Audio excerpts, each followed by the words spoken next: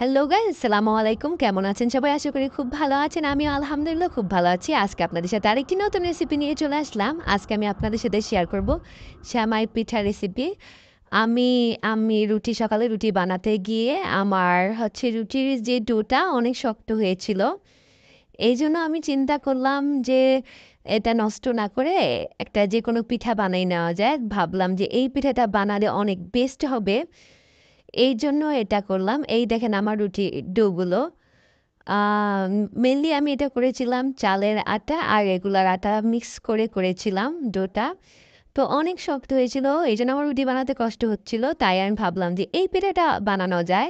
এটা খুব ইজিলি বানানো যাবে। এইজন্য আমি এভাবে করে ঘষে এইরকম করে একটা শেপ দিয়ে পিঠাটা বানাচ্ছিলাম। এই ধরেন পিঠাটা এইরকম হবে। আপনারা যে যেরকম আরেকটু লম্বা করতে পারেন বা আরেকটু খাটো করতে পারেন। আমি এভাবে করেছি।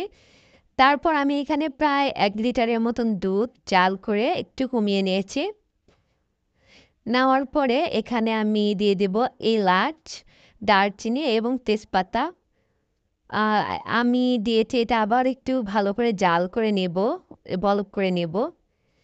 এই পর্যায়ে আমি একটা ছোট্ট রিকোয়েস্ট করে নিয়ে আপনি যদি আমার চ্যানেলে নতুন হয়ে থাকেন অবশ্যই আমার চ্যানেলটি সাবস্ক্রাইব করবেন এবং পাশে থাকা বেল আইকনটি ক্লিক করবেন। আর আপনি যদি আমার ইউটিউব আ চ্যানেলে নতুন হয়ে থাকেন তাহলে অবশ্যই বেল আইকনটি ক্লিক করবেন। আর যদি আমার ফেসবুক পেজ থেকে ভিডিওটি দেখে থাকেন অবশ্যই ফলো দিবেন। এই তো আমার পিঠাগুলো আমি সব এখানে ঢেলে দিলাম। দেওয়ার পরে এটা আমি একটু নেড়ে দেব।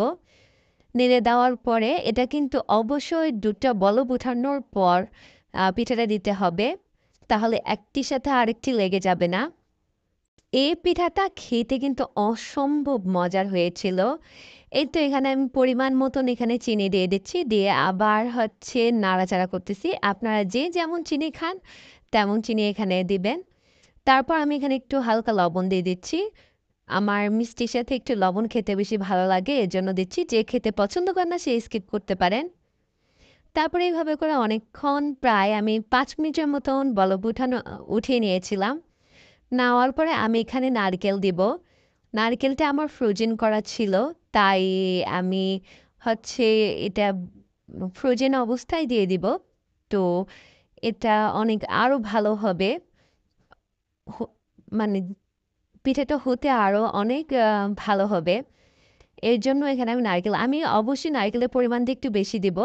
আপনারা যে যেমন পারেন সেরকম করে নারকেলের পরিমাণটা দিতে আপনারা যে যেমন নারিকেল খান সেরকম নারিকেল দিবেন। বাট আমার কাছে মনে হয় নারকেলের পরিমাণটা বেশি দিলে বেশি মজা হয়। এই তো আমার নারকেলগুলো একটু বরফ ছিল তাই এগুলো ভাঙতে দেরি হচ্ছিল। এই তো আমার পিঠা রেডি অসম্ভব মজার। আপনার বাসায় অবশ্যই ট্রাই করবেন। আসলে আমি ভাবতেও পারিনি এতটা মজা হবে আর এতটা টেস্টি হবে এই পিঠাটা। আপনারা বাসায় ট্রাই করবেন। আর আমার চ্যানেলটি অবশ্যই সাবস্ক্রাইব করবেন এবং পাশে থাকা বেল আইকনটি ক্লিক করবেন। যাতে আমার ভিডিও খুব সহজে আপনারা দেখতে পারেন। ওকে ভিউয়ার্স, আজকের জন্য এতটুকু। ভালো থাকবেন, সুস্থ থাকবেন। আমার এবং আমার ফ্যামিলির জন্য দোয়া করবেন। আর আমাদের পাশে থাকবেন। আল্লাহ হাফেজ।